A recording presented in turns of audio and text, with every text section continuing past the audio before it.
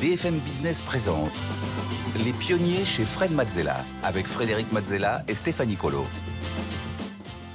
Bienvenue dans Les Pionniers. Cette semaine, au sommaire des pionniers, le tête-à-tête, avec pour commencer donc un très grand pionnier. Il a fondé la marque Les Gueules Cassées, il a fondé la marque Le Petit Producteur, il a fondé enfin la marque des consommateurs C'est qui le patron, la plus grande marque des consommateurs française qui rémunère justement ses producteurs. Nous recevrons Nicolas Chaban. Et en deuxième partie, c'est le pitch avec deux entrepreneurs cette semaine. Foucault Peuchot, cofondateur de Nudge, et Honoré Akpoboka, associé et fondateur de Clotobox. Et enfin, en dernière partie, Fred répondra aux questions que vous nous avez envoyées sur la page des pionniers, sur le site de BFM Business. Ce sera la chronique Fred vous répond. Mais d'abord, tout de suite, le tête-à-tête avec Nicolas Chaban. Les pionniers chez Fred Mazzella, le tête-à-tête. Aujourd'hui, nous recevons Nicolas Chaban, fondateur de la marque C'est qui le patron. Alors, tu connais le principe du tête-à-tête ? Oui, j'ai vu la première mission avec Tony Estanguet, c'était très bien. Donc voilà, le principe, c'est qu'on va aller explorer ce qui se passe dans un esprit pionnier quand on fait des choses nouvelles. Ce qui nous intéresse, c'est le côté émotionnel, le ressenti derrière des parcours qu'on connaît parfois ou qu'on découvre en même temps. Et ce qui est particulièrement intéressant, c'est aussi comment tu prends tes décisions et comment tu travailles avec tous les gens autour de toi. On aura Stéphanie Colo, donc tu sais, ma collaboratrice dans cette émission, qui viendra nous poser quelques questions en cours d'émission. Elle viendra ici poser quelques éléments et des questions. Et avant de commencer, je vais rappeler quelques chiffres sur C'est qui le patron ? Tu me corriges si je me trompe, mais c'est quand même 12 700 sociétaires qui soutiennent la démarche. 32 produits durables créés par les consommateurs en soutien aux producteurs, 3 000 familles. 15 millions de consommateurs qui achètent les produits. La brique de lait la plus vendue en France. Et tout ça sans aucun agent commercial dans les magasins. Ouais. C'est un petit tour de magie. Et sans pub à la télé, il faudrait pas dire trop ici, mais... Donc, si on reprend depuis le début, tu es né à Moulins en 1969. Tu as grandi en Ardèche et tu vis au pied du Mont Ventoux. Tu es passionné de littérature. Tu es même fan d'Arthur Rimbaud, à tel point qu'il paraît que quand tu viens à Paris, tu dors dans l'hôtel où Arthur Rimbaud séjournait, c'est vrai ? Mais je l'ai découvert après, c'est étonnant. Hein. Ah bon ? Quel hasard, incroyable. Alors, quel est ton poème préféré de Rimbaud ? Alors, toute l'œuvre. Mais là c'est psychanalytique. Hein. Avec Rimbaud, j'ai du mal à m'expliquer pourquoi. Depuis très tôt, tout jeune. Le bateau ivre, pour en citer qu'un, mais il y en a bien d'autres. Bon, très bien. Comme je descendais des fleuves. Voilà, ouais. Très bien. Impassible. Je ne me sentis plus guidé par les haleurs. Absolument. Mais je tiens à dire en début d'émission qu'on n'est pas obligé de s'habiller comme toi pour pouvoir venir ici. Oui, mais j'ai vu que tu as lu le dress code et ça me fait très plaisir. On va finir avec des clones dans cette émission. Mais donc, alors ensuite, tu fais des études à la Sorbonne. Ouais. Tu es camarade de classe de Nikos Aliagas. Oui. Toutes les premières années, ensemble, dans les restos U du quartier latin. Tu le vois encore ? Toujours et plus que jamais. C'est un frère éternel pour moi. Tu aurais aimé avoir sa carrière ? J'imagine qu'il aurait surtout aimé avoir la mienne.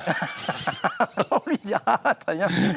Super. Mais alors, donc à 25 ans, tu retournes vivre dans le sud de la France. Tu es quand même attiré.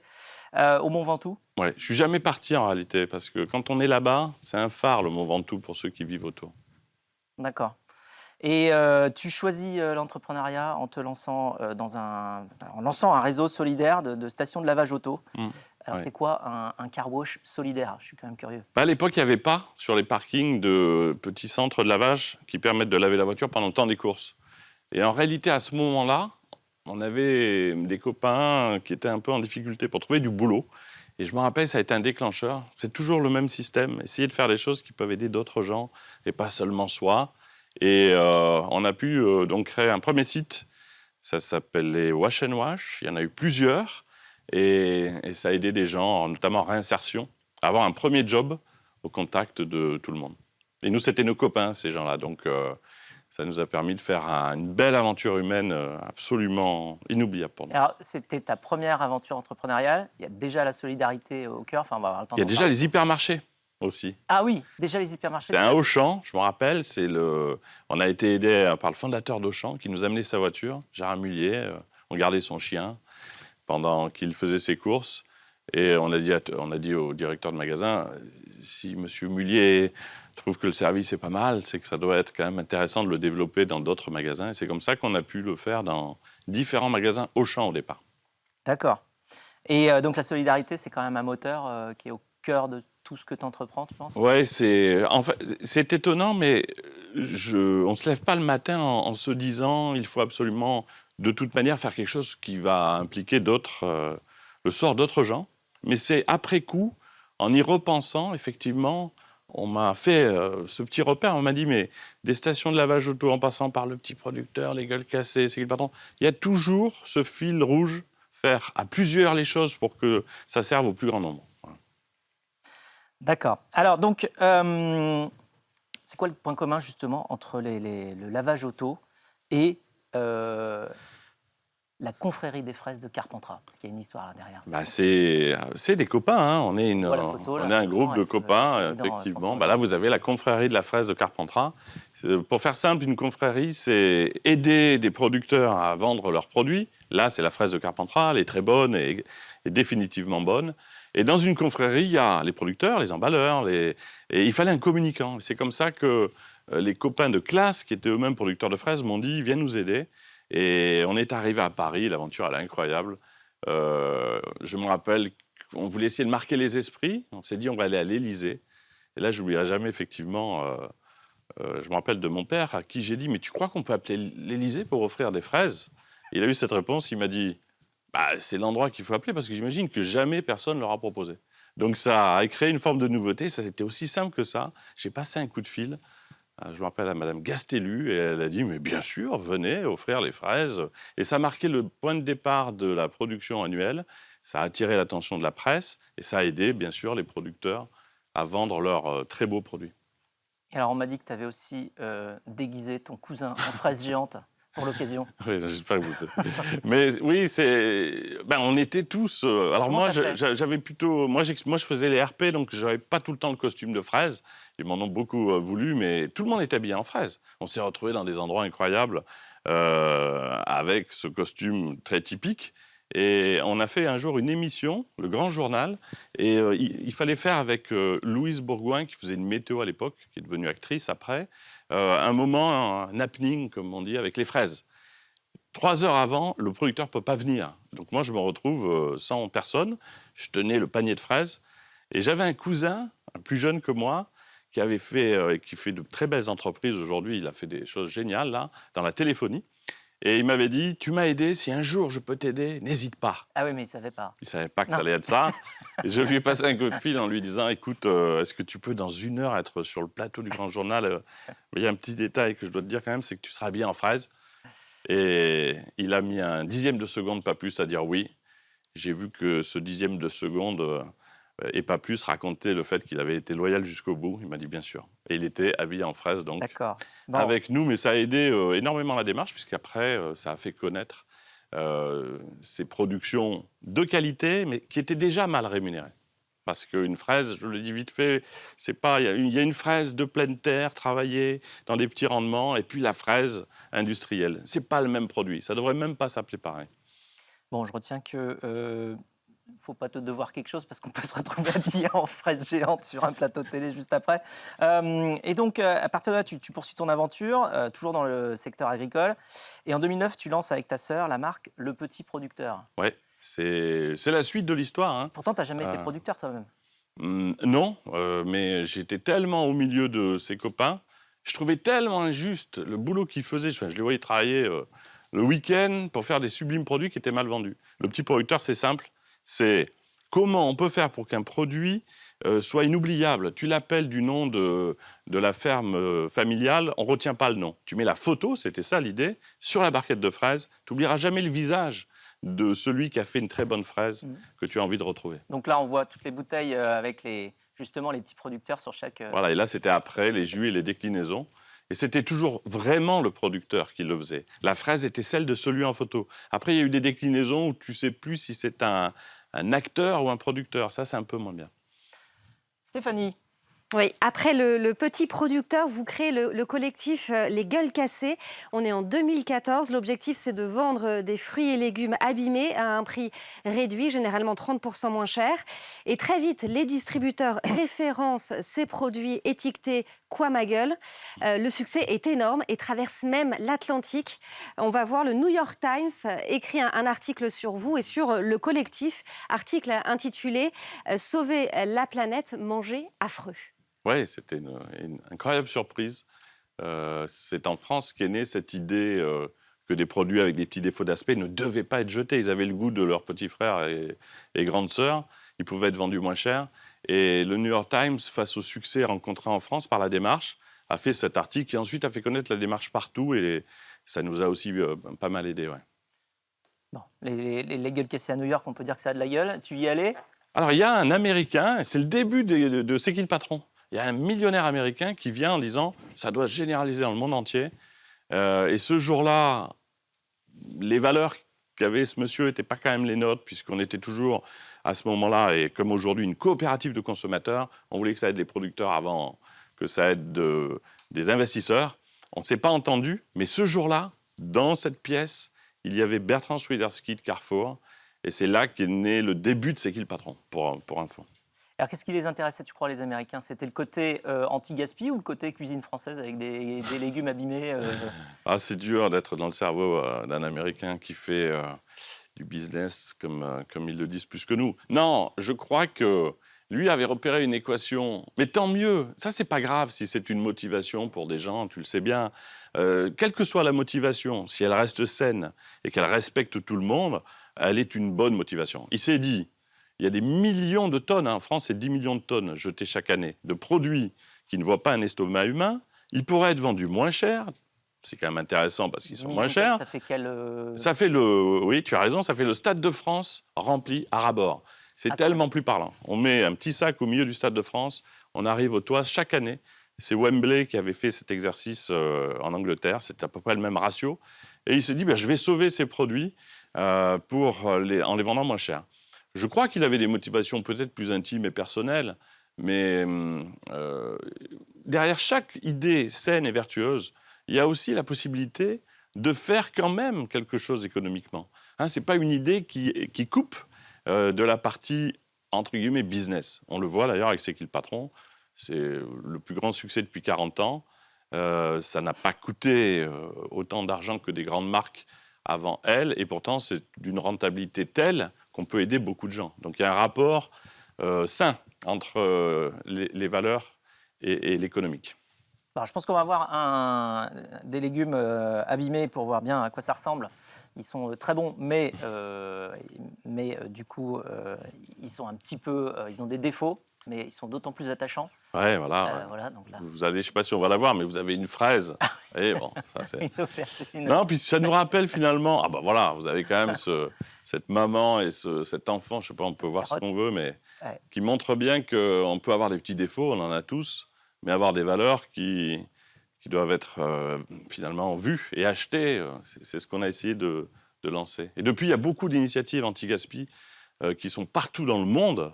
Il faut se rendre compte de l'espoir que ça donne. En 2013, il n'y a pas d'initiative anti-gaspi. L'ONU, par le New York Times, repère l'histoire, nous invite à la présenter. Ils font une veille et il y a très très peu d'initiatives. Depuis, il y en a énormément. Donc, je veux dire, entre une fatalité de réalité qui n'est pas celle qu'on aimerait et ce qui peut se passer 10 ans après, il y a toute la zone d'espoir. Alors, tu as dit, je cite, « J'ai un problème avec le fric ». Est-ce que tu as toujours? Oui, c'est vrai. Non, on m'a dit ça. Et c'est vrai que j'ai une culpabilité sans doute trop grande dans l'idée qu'il ne faut pas gagner d'argent. Il faut le partager. Il faut absolument qu'il profite à tous. Je ne sais pas pourquoi, mais tant mieux. Ça a permis sans doute de faire des choses collectives et partageuses. Mais il ne faut pas non plus diaboliser cet argent qui est... moyen. En fait, l'argent, c'est ça. C'est un moyen. Voilà. C'est un moyen comme un autre. Mais je ne sais pas si on en parlera, mais on a découvert quand même, incroyable, nous les citoyens et les consommateurs, je dis ça avec une petite pointe d'ironie, que l'argent phénoménal qui nous entoure dans cet immense monde économique, il ne vient que d'un seul endroit, nos poches à nous, les consommateurs et les citoyens. Ça nous repositionne non pas en bout de circuit, mais au départ de l'histoire. Qu'est-ce qu'on fait de cet argent, nous, conso et citoyens, si on veut que le monde change à travers nos actes d'achat? Ça, c'est la suite de l'histoire. Et alors, avant les gueules cassées, tu avais une autre idée, justement, qui était l'idée de la marque du consommateur. Stéphanie. Oui, je vais vous montrer une photo, Nicolas Chaban. Est-ce que vous reconnaissez on va voir la photo apparaître. Vous reconnaissez forcément Ouais, bah oui, le Mont Mont Ventoux. Ventoux. Évidemment, c'est là que l'aventure C'est qui le patron a commencé finalement. On est en juin 2014. Vous n'arrivez pas à dormir et vous fumez une cigarette à votre fenêtre qui donne sur le Mont Ventoux. Avec une interrogation, comment mieux rémunérer les producteurs de lait à l'époque au bord de la faillite? La réponse étant 8 centimes par litre, 4 € par an pour chaque Français. Vous lancez alors une consultation par Internet. Près de 8000 personnes répondent à l'appel. Le modèle est né. C'est le client qui va décider de la rémunération de l'agriculteur. Et comme vous le disiez à l'instant, le consommateur devient acteur désormais. Absolument. Et ça, vous le résumez très bien. C'est très émotionnel ce qu'on a fait à l'époque. On n'avait ni business plan, ni stratégie, ni banque, ni actionnaire. Il n'y en a toujours pas. On est une coop, on est une famille comme ça de gens qui essaient de bien faire les choses. Et on a gardé cette impulsion de départ, aider des producteurs. On les avait rencontrés, c'était dramatique. Ils ne vivaient pas, ils travaillaient 7 jours sur 7. Ils gagnaient 300 € dans les meilleurs cas. C'est pas possible qu'avec notre argent, pas facile à gagner, on alimente un système qui, à l'autre bout, rend malheureux des producteurs qui sont tellement méritants et qui méritent de gagner leur vie. C'est comme ça qu'est née la brique de lait, ce soir-là. Et je me rappelle m'être dit, mais c'est pas possible que tu sois le seul, éventuellement, capable de mettre les 4 € annuels, comme l'a dit tout à fait madame, c'est 8 centimes fois 50 litres pour avoir un repère. C'est la vraie question, c'est combien il faut rajouter sur un litre de lait pour que le producteur à l'autre bout gagne sa vie. 8 centimes fois 50 litres, 4 € par an. Donc jamais on nous avait mis en face de cette équation. Et là, c'est plus pareil. Moi, je les mets, les 4 €. Et on a été si nombreux à les mettre que c'est devenu la brique de lait la plus vendue de France en étant solidaire. Donc c'est un autre chemin qui passe par notre bienveillance collective, aussi notre bon sens collectif. Mais on a été tellement heureux de voir l'histoire nous dépasser. Elle est partie au-delà de notre propre énergie. Et ouais, c'est beaucoup d'espoir pour les producteurs. Et c'est toujours aujourd'hui un gros enjeu pour eux et pour nous. Il faut juste se rappeler qu'ils nous nourrissent. Ils sont autour de chez nous. S'ils arrêtent de faire ce métier parce qu'ils ne gagnent pas leur vie, ça sera plus dur de se nourrir dans les années. Alors, on va voir des produits, justement, C'est qui le patron à l'écran. Et le modèle exactement de C'est qui le patron, comment ça marche? Alors, tu vois, quand tu me poses cette question, j'ai du mal à le décrire parce qu'on n'a jamais posé un modèle. Tu veux dire le principe de rémunération entre les différents acteurs? Oui. Alors, le modèle, c'est nous, consommateurs, on fait naître un produit, vous le voyez, mais à travers un questionnaire. On répond à des questions très simples. Le lait était à 69 centimes sur le questionnaire au départ. On a répondu à 6 questions. Je vais les faire vite. Combien on donne à l'éleveur, nous les consommateurs? Rien. On paye au cours mondial, il ne vit pas. On rajoute les fameux 8 centimes. Ça passe de 69 à 77. Ah, le prix s'indexe. Mais là, on sait qu'il gagne sa vie. Est-ce qu'on enlève les OGM de l'alimentation animale? 5 centimes. 69, 74. Mais oui. Si on prend 1 à 3 mois de pâturage pour les vaches, elles sont plus heureuses. 2 centimes. 3 à 6 mois, 4 centimes. Pour la première fois, on avait la possibilité de créer un prix en ayant écrit le cahier des charges. Donc, on avait beaucoup moins besoin de publicité. Le producteur était absolument sécurisé. Et vous avez sur tous les produits, la grande nouveauté qu'à mon avis, l'histoire a apportée, c'est ce prix. Et quand ce prix est sur un produit, le distributeur ne peut plus naturellement baisser pour essayer d'être moins cher que son copain. Parce que ce n'est pas qu'on ne veut pas que les produits soient moins chers. Ce qu'on ne veut pas, c'est qu'en baissant mécaniquement par le bas le prix, à un moment donné, on aille attaquer la surface molle qu'est le producteur en disant « Toi, tu te défends moins que les autres, donc c'est toi qui gagneras moins ». Nous, les consommateurs, on a envie d'abord que le producteur gagne sa vie. Alors ensuite, la pandémie, le Covid, chez C'est qui le patron, ça a donné quoi? Alors ça a donné une étonnante chose qui, pour nous, a fait que dans une réunion, beaucoup de gens avaient les larmes aux yeux, même étaient encore plus émus que ça. Je vais te raconter, le Covid arrive, les ventes, qui étaient déjà très fortes, s'envolent. Le lait, les pâtes, le beurre, tout le monde achète au moment du Covid. Et là, on vient nous voir en disant, le mois dernier, on a 300 000 € d'argent en plus. Alors nous, c'est une commission, puisque c'est 5% sur les ventes. Donc c'est énorme, 300 000 euros en un mois. En plus de tout ce qui était gagné avant. Là, on s'est regardé en 3 secondes et on s'est dit, avec les producteurs, les sociétaires, on ne peut pas garder cet argent. C'est l'argent de pauvres gens qui ferment leur boutique et leur commerce. Il faut qu'on le rende. Et c'est comme ça qu'est né le fonds de solidarité des consos et des citoyens. C'était l'idée de redistribuer tout ce qui était gagné. Et c'est ce qu'on a fait, puisqu'on a redistribué. On a redistribué 1 300 000 euros. Ouais. Et c'est le cas depuis le début. Il n'y a jamais. Combien de personnes ? Sur combien de... Alors, il y a eu énormément de gens qui ont eu des aides ponctuelles, des aides plus durables. Vous avez sur le site internet, ça, on y tient. Vous pouvez aller voir, vous qui achetez des produits C'est qui le patron, et à mon avis, c'est l'avenir aussi qui passera par là. Où va l'argent ? Exactement, vous avez 150 millions côté producteur, une aide pour les abeilles et leur santé, parce qu'il faut qu'à un moment donné, on s'occupe aussi de la vie naturelle. Les producteurs à la retraite en difficulté, pas ceux de C'est qui le patron, aidés aussi via un partenariat avec Solidarité Paysans. Faisons simple, on a 20 000 euros en début d'année dans nos poches. C'est un trésor absolu.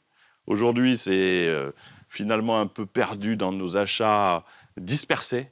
Si on les rassemble, comme on l'a fait sur le lait, on fait monter un lait, je le fais vite, qui devient le numéro 1, il est solidaire. Toutes les autres laiteries, les distributeurs disent « c'est le numéro 1, ça, il a des valeurs ?» Ok, je mets donc des produits qui ont des valeurs. Et voilà comment le monde bouge à partir d'1 euro le prix de la brique de lait. Alors, le monde bouge et l'exécutif aussi, Stéphanie. Effectivement, en 2017, l'exécutif lance les États généraux de l'alimentation et en plein débat à l'Assemblée nationale. Le modèle de C'est qui le patron est vanté par Emmanuel Macron lui-même. On est le 11 octobre 2017 à Rungis. Le président prononce un discours sur la situation des producteurs de lait. On l'écoute et on revient. Ce couple a réussi à rentrer dans une démarche C'est qui le patron et a signé un accord tripartite producteurs, transformateurs, distributeurs. Cette démarche ne doit rien à l'État, c'est une de ces démarches locales qui est faite avec des acteurs qui sont ce que vous représentez. Et ils ont réussi en quelques mois à totalement changer, à la fois de perspective, mais de vie au quotidien. Tout ça pour vous dire que la solution, elle n'est pas que dans une loi, que dans une disposition émanant d'en haut, elle est aussi dans l'initiative qui sera prise partout sur le terrain et par tous les acteurs. Et à l'issue des États généraux, la loi Egalim, directement inspirée donc du modèle de C'est qui le patron, est votée, actant notamment la juste rémunération des producteurs. Ah, ça, c'est incroyable. Mais le revoir, c'est pas incroyable qu'un président en parle. Ce qui est encore plus incroyable, c'est que 5 ans après, il y a peu de choses qui s'est passé du côté de la politique. Ça, c'est étonnant pour nous, citoyens.